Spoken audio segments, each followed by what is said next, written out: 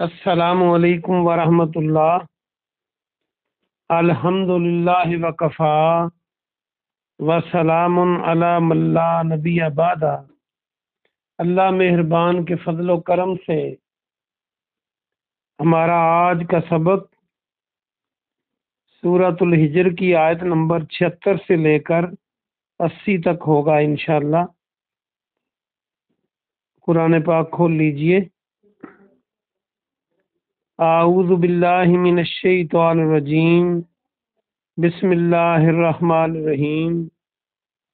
وَإِنَّهَا لَبِسَبِیل، اور بے شک وہ لبسبیل، یقیناً لام تاکید کا ہے، یقیناً راستے پر، سبیل راستے کو کہتے ہیں، سبیل مقیم قائم دائم، اور بے شک وہ یقیناً قائم دائم راستے پر ہے۔ انا، بے شک، فی ذالک، اس میں، لآیا، یقیناً نشانی، لام تاکید کا ہے، لآیۃ للمؤمنین، ایمان والوں کے لیے یقیناً نشانی ہے۔ با محاورہ ترجمہ دیکھیے، بے شک اس میں یقیناً ایمان لانے والوں کے لیے نشانی ہے۔ وَإِنْ كَانَ، اور بے شک تھے، اصحاب الایکہ، ایکا والے، ایکا ایک جنگل کا نام تھا،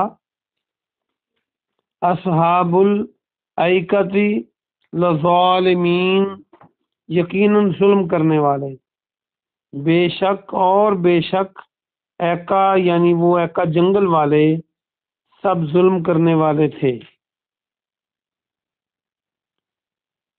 فَانْتَقَمْنَا، پس ہم نے انتقام لیا۔ انتقمنا کو دیکھیں تو الف نون تے قاف میم موجود ہے، قاف کے بعد الف لگا دیں تو انتقام بن جائے گا، منہم، ان سے، وَإِنَّهُمَا، اور بے شک یہ دونوں بستیوں پچھلی کی بات ہو رہی ہے، لب امام مبین، یقیناً کھلے راستے پر ہے۔ امام بھی راستے کو کہتے ہیں۔ وَلَقَدْ، اور بلا شبہ یقیناً، کذبا، جھٹلایا، اصحاب الحجر، ہجر والوں نے، یہ سورت کا نام بھی ہجر ہے، المرسلین، بھیجے ہوں کو یعنی رسولوں کو، بے شک ہجر والوں نے رسولوں کو یعنی بھیجے ہوئے رسولوں کو جھٹلایا۔ 5 آیتیں ہو گئیں، آئیے ہم اس کی مختصر تفسیر دیکھتے ہیں۔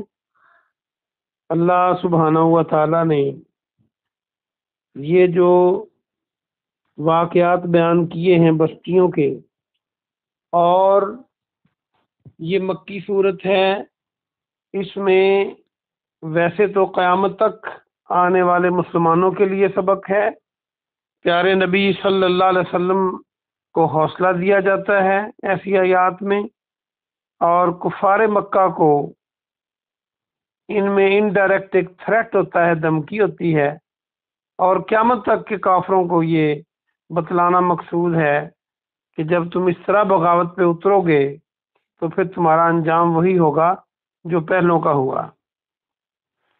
تو اس میں اللہ فرماتا ہے یہ جو ہے یہ یقیناً اس راستے پر ہے جو قائم دائم ہے۔ اصل میں اس بستی کو، لوط علیہ السلام والی بستی کو، مکے کے سارے لوگ جانتے تھے۔ فلسطین اور شام کو جب جاتے تو یہ رستے میں کھنڈرات آتے تھے اور وہاں خوف آتا تھا، اور لوگ جانتے تھے کہ یہاں پہ عذاب آیا تھا، اور اللہ فرماتا ہے یہ ایمان والوں کے لیے اس میں یقیناً نشانی ہے، یعنی جو اس کمزور حالات میں، جب مسلمانوں کے حالات کمزور تھے، ایمان لا رہے تھے، ان کے لیے بھی خوشخبری ہے، اور خوشخبری تھی کہ جیت تمہاری ہوگی، فتح تمہاری ہوگی، فلاح تمہاری ہوگی، دنیا میں بھی اور آخرت میں بھی۔ تو اس لیے پریشان نہیں ہونا، ثابت قدم رہنا ہے۔ تو دیکھیں لوط علیہ السلام کا اکیلا گھر ہے اور گھر میں بھی بیٹے نہیں ہیں، اور پھر بیوی بھی مشرکین کے ساتھ ہے، ایک پیغمبر لوط علیہ السلام، دو ان کی بیٹیاں، اور پوری بستی مخالف ہے، ظالم ہیں، حد سے گرے ہوئے لوگ ہیں۔ اور اللہ سبحانہ و تعالیٰ نے کس طرح ان کی مدد کی ہے، تو یہ بتایا جا رہا ہے کہ اگر آج تپتے صحراؤں میں بلال کو گھسیٹا جاتا ہے رضی اللہ عنہ، تو یہ وقت آنے والا ہے کہ جب یہی بلال خانہ کعبہ کی چھت پر کھڑا ہو کے، اللہ کے گھر کی چھت پر کھڑا ہو کر اذان دے گا، اور پھر وہ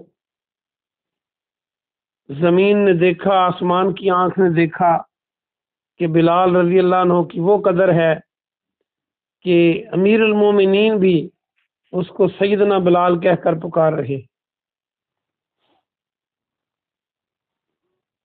تو اللہ کے راستے پہ چلنے والے لوگ کامیاب ہی کامیاب ہوتے ہیں۔